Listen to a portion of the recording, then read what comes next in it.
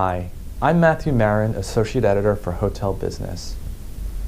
Hotel Business is proud to present an Executive Roundtable with the Wall Street Journal.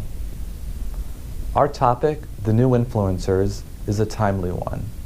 We sat down with our panelists to get their perspectives on a variety of topics. We want to know what they would consider to be the most notable hospitality trend in the last 2 years that has directly or indirectly impacted their businesses. Probably what's most significant is the voice of the customer. Social media has determined whether or not we're going to convert that customer. So it's been, I think, exhilarating because it's allowed us to become much more relevant and authentic because we're actually hearing from the customer. We're not having to decipher a lot of data points to determine what is it that we really need to do to create innovative and creative experiences, an experience that resonate with the customer today. I think coupled with that, though, is we've had a significant reliance on third parties and OTAs, and that hasn't been the positive side of it. While it's opened us up to new markets and a tremendous amount of new customers, we've taken it in the shorts and in terms of the profitability of that business because the commissions are so high. But when you combine the resonance of the voice of the customer and the power of that, that keeps us pushing, and I know with creativity and innovation we'll get through the profitability side of where that business comes from.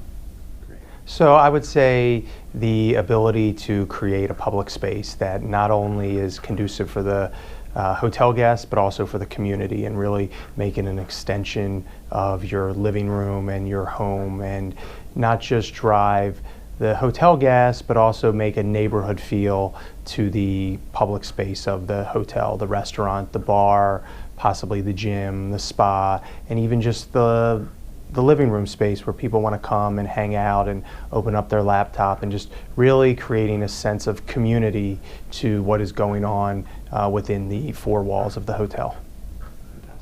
I think that one of the most notable hospitality trends is the fact that culture is moving so quickly in the last few years that hotels are moving fast to catch up to what's happening in the world of their guests.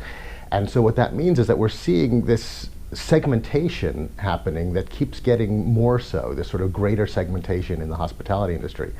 And all these different brands are starting up to cater to what they perceive as a particular segment that would be important to them. And because culture is moving exponentially quicker, what we're going to see in the hospitality industry in the next few years is even more brands coming online, catering to even more select segments of people. And the reason that that's important for our business is because we're tracking trends across the industrial spectrum from the perspective of consumers or guests.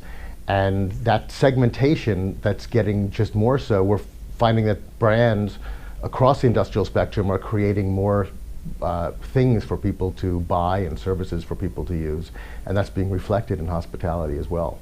Which I guess is a great thing because when you look at graphs at where travel and hospitality are going in the future, it's really just one direction.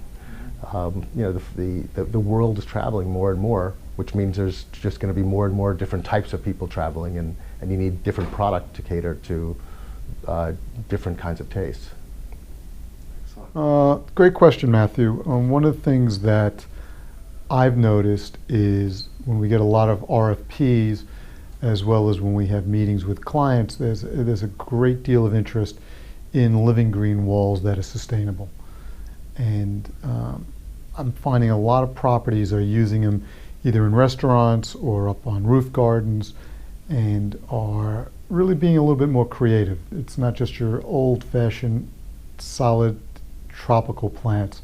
People are using herbs, people are using vegetables, flowers, and then in a combination of live plants like ivy and carex, which are going to be sustainable and going to last year-round, whether it be in New York, which has got a zone 5 winter where a lot of plants lose their foliage, and in the winter, if you want to have green coverage, you have to use an evergreen plant.